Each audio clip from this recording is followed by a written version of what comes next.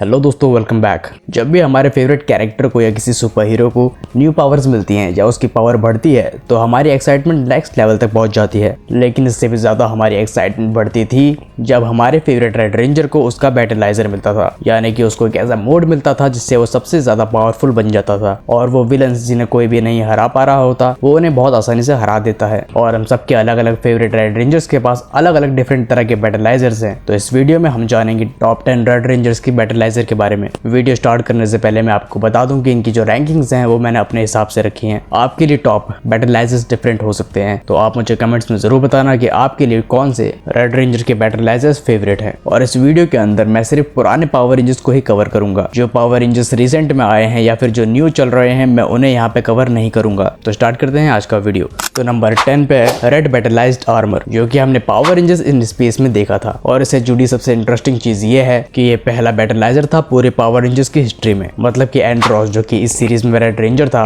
वो ऐसा पहला रेड रेंजर था जिसने किसी भी तरह के बैटलाइजर का इस्तेमाल किया हो। तो Power Rangers in Space episode 38 mission to secret city में जब एंड्रोस फाइट के दौरान काफी कमजोर पड़ रहा होता है तो उसके साथ जो बच्ची होती है वो उसके मॉर्फर का कोड 3 प्रेस कर देती है। अब कोड 1 मॉर्फ करने के लिए होता है, कोड 2 में भी मेगाजॉर्ड के लिए होता है, लेकिन कोड 3 एंड्रोस ने कभी यूज नहीं किया था। और यहाँ कोड 3 प्रेस होने के बाद उसे मिलता है उसका पहला बैटलाइजर। तो हम कह सकते हैं कि ये बैटलाइजर गलती से ही मिला था, लेकिन इस गलती ने आने वाले सभी पावर रेंजर्स को एक बैटलाइजर दे दिया। इस बैटलाइजर की खासियत थी कि ये फ्लाई कर सकता था, इसके पास ब्लास्टर थे और ये अपनी प्रोटेक्शन के लिए फोर्स फील्ड भी क्रिएट कर सकता था। अब इस लेजेंडरी आर्मर के बाद भी हमें काफी बैटलाइजर्स देखने को मिले, जैसे कि ट्रांस आर्मर साइकिल, जो कि हमें power rangers light speed rescue में देखने को मिला था। उसके बाद पावर रेंजर्स लॉस्ट गैलेक्सी से रेड आर्मर रेंजर और पावर रेंजर्स टाइम फोर्स से बैटल वॉरियर आर्मर। लेकिन नंबर 9 पे हम बात करेंगे रेड सैवेज वॉरियर की, जो कि हमें देखने को मिला था पावर रेंजर्स वाइल्ड फोर्स में। और इसका जो रेड रेंजर है जिसका नाम है कोल इवांस, उसके साथ रियल लाइफ में क्या इंसिडेंट हुआ अगर आपने मेरी ये वीडियो देखी है तो आप जानते होंगे। वेल, बात करें इसके बैटलाइजर की तो Power Rangers Wild Force episode 23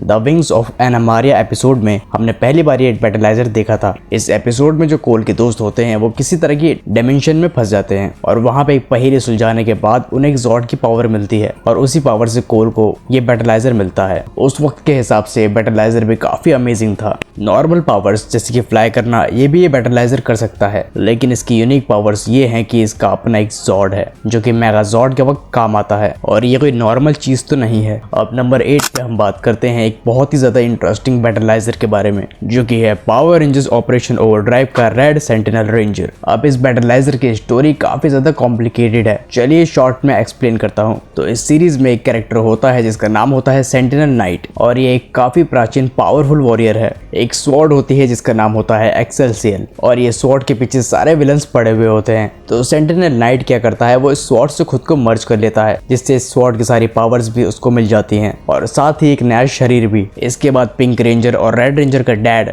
इस स्वॉर्ड की पावर्स को रेंजर्स के लिए यूज करने के लिए बनाते हैं, लेकिन इसकी प्रॉब्लम ये होती है कि इसे कोई भी ह्यूमन यूज नहीं कर सकता। ये इतनी ज्यादा पावरफुल है कि इसे अगर कोई इंसान यूज करेगा तो वो मारा जाएगा, लेकिन इसके बावजूद रेड रेंजर इसको यूज करता है। मगर कैसे? एक्चुअली ऑपरेशन ओवरड्राइव के एपिसोड 25 थिंग्स नॉट सैड में जहाँ पे पहली बार हमें ये बैटलाइजर देखने को मिलता है, इसी एपिसोड में रेड रेंजर को ये मालूम पड़ता है कि वो एक्चुअल में इंसान नहीं है बल्कि वो एक एंड्रॉयड है जिसे खुद उसके डैड ने बनाया है। इसके बाद काफी इमोशनल एंगल्स भी दिखते हैं, मगर यही वो वजह होती है जिस वजह से सिर्फ रेड रेंजर ही इसे यूज कर पाता है। हमने लगभग सभी सीरीज में देखा है कि बैटलाइजर को रेड रेंजर के अलावा कोई भी यूज नहीं कर पाता और इसके अलग रीजंस हैं, जैसे कि वो उसके लायक नहीं होते या फिर वो बाकी रेंजर्स के लिए नहीं बना होता। लेकिन इस सीरीज में इसे काफी लॉजिकल तरीके से दिखाया गया है कि आखिर क्यों रेड रेंजर के अलावा कोई भी इस बैटलाइजर को यूज नहीं कर सकता। वेल, एंड में रेड रेंजर इंसान बन जाता है और इस बैटलाइजर की पावर भी उसके लिए एंड हो जाती है। अब आते हैं नंबर 7 पे, जो कि है पावर रेंजर्स मेगा फोर्स। अब जिन्होंने भी पावर रेंजर्स मेगा फोर्स देखा है वो ये जानते होंगे कि पावर रेंजर्स मेगा फोर्स में हमें किसी भी तरह के रेड रेंजर का बैटलाइजर देखने को नहीं मिला था। लेकिन ये बात बहुत कम लोग जानते हैं कि पावर रेंजर्स मेगा फोर्स से रिलेटेड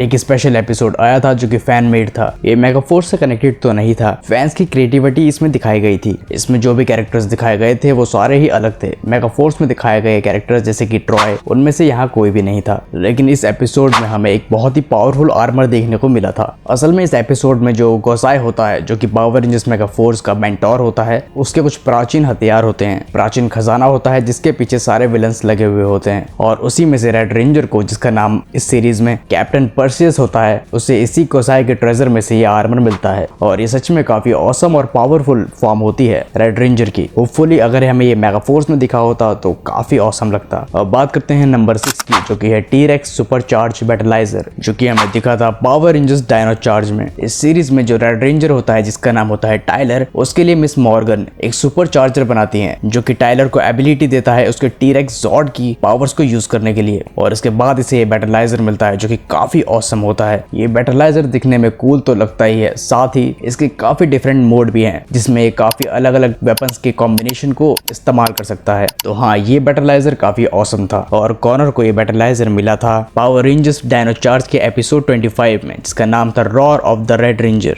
नंबर 5 पे आते हैं, जो कि है ट्राई बैटलाइजर। और ये बैटलाइजर हमें देखने को मिला था पावर रेंजर्स निंजा स्टॉर्म में। और ये बैटलाइजर भी काफी ऑसम बैटलाइजर था। और जैसे ही ये अपने फ्लाइट मोड में आता है, जब इससे ईगल आके जुड़ जाता है, तब तो ये देखने में नेक्स्ट लेवल ही लगता है। शेन को ये बैटलाइजर मिला था पावर रेंजर्स निंजा स्टॉर्म के एपिसोड 27 में, जिसका नाम था शेन्स कर्मा। इस एपिसोड में एक एलियन धरती पे आती है, जिसकी कभी बचपन में शेन ने मदद की थी, और इसीलिए वो इसे पावर्स देती है, और इसीलिए इस एपिसोड का नाम था शेन्स कर्मा। अब बात करते हैं नंबर 4 की, जो कि है जुरासिक बैटलाइजर, जो कि हमने पहली बार देखा था पावर रेंजर्स डायनो थंडर में। इस सीरीज में जो रेड रेंजर था, जिसका नाम था कॉनर, उसे ये मिलता है एपिसोड 28 में, जिसका नाम था द पैशन ऑफ कॉनर। इस एपिसोड में कॉनर को डाउट होता है कि वो सुपर हीरो बनने के या पावर रेंजर बनने के लायक है या नहीं है, लेकिन द लेजेंडरी टॉमी ऑलिवर उसे मोटिवेट करते हैं, जिसके बाद फाइट के दौरान कॉनर खुद पे भरोसा करता है और एक्टिवेट करता है अपना जुरासिक बैटलाइजर। और जितना इसका लुक कूल है, उतनी ही इसकी फाइट भी अमेजिंग हुआ करती थी। इसके पास ब्लास्टर थे और साथ ही इसके पास एक जुरासिक योयो भी था, जो देखने में भी काफी अच्छा लगता था। अब बात करते हैं मेरे फेवरेट टॉप 3 बैटलाइजर्स के बारे में,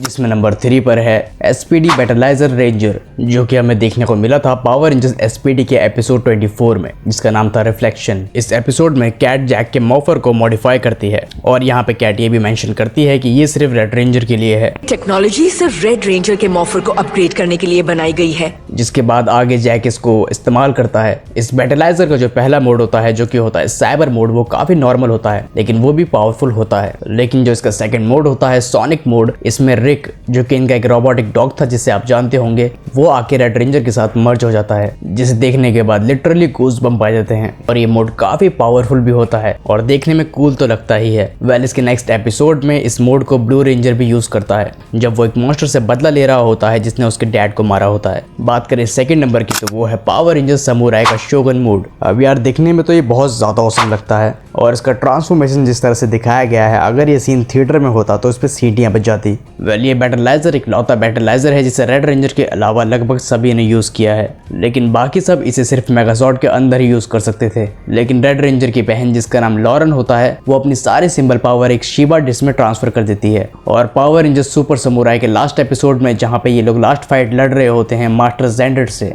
वहीं पे जेडन इस डिस्क का इस्तेमाल करता है और ट्रांसफॉर्म हो जाता है शोगन मोड में। इस शोगन मोड को अनलॉक करना ही बहुत मुश्किल होता है, और इसीलिए इस पूरी सीरीज में हमें सिर्फ एक बार देखने को मिला है, वो भी लास्ट फाइट में जब ये लोग मास्टर जेंडर को हरा रहे होते हैं। और हाँ, ये बैटलाइजर बहुत पावरफुल भी था, क्योंकि इसमें काफी सिंबल पावर यूज हुआ था, और हम ये नहीं भूल सकते कि इसी ने मास्टर जेंडर को भी हराया था, और दिखने में तो ये कूल था ही। अब बात करते हैं नंबर 1 की, और ये सिर्फ मेरा ओपिनियन नहीं है, काफी लोगों का यही मानना है कि ये बैटलाइजर सबसे ज्यादा परफेक्ट बैटलाइजर है, जो कि है पावर रेंजर्स मिस्टिक फोर्स का रेड ड्रैगन फायर रेंजर। इससे ज्यादा कूल तो कोई हो ही नहीं सकता। पावर रेंजर्स मिस्टिक फोर्स के एपिसोड 25 में, जिसका नाम था हंटर, उसमें निक ये सीख रहा होता है कि आखिर वो इन सब के लिए उम्मीद की किरण कैसे है, और उसका आखिर फायर हार्ट से क्या रिलेशन है। फायर हार्ट एक मिस्टिक ड्रैगन है जिसे इन लोगों ने ही बड़ा किया होता है। इस एपिसोड में जब सारे रेंजर्स को एक मॉन्स्टर गायब कर देता है, तो रेड रेंजर अपने आप पे भरोसा करता है और वो इस मोड का इस्तेमाल करता है। और यार, फाइट से लेके लुक तक इसमें सब कुछ परफेक्ट था, और बचपन में जिस बैटलाइजर को देख के सबसे ज्यादा मैंने एंजॉय किया था वो यही था। इसमें इसका सूट, इसके लुक सब ऑसम हो जाते हैं। साथ ही इस पे एक वेपन भी होता है जो एक स्टिक टाइप होता है, जिसके आगे इस फायर हेड का चेहरा बना होता है, और इसे यूज करने के बाद रेड रेंजर बहुत पावरफुल बन जाता है। आप मुझे कमेंट में जरूर बताना है कि आपको ये बैटलाइजर कैसा लगता है, या फिर आपके फेवरेट बैटलाइजर कौन से हैं। तो ये थे बैटलाइजर हमारे पावर रेंजर्स के। उम्मीद है आपको ये वीडियो पसंद आया होगा। अगर ये वीडियो आपको पसंद आया तो इस वीडियो को लाइक करना, अपने फ्रेंड्स के साथ शेयर करना, और ऐसी और वीडियोस के लिए चैनल को भी सब्सक्राइब कर लेना। मिलते हैं नेक्स्ट वीडियो में। सी यू सून।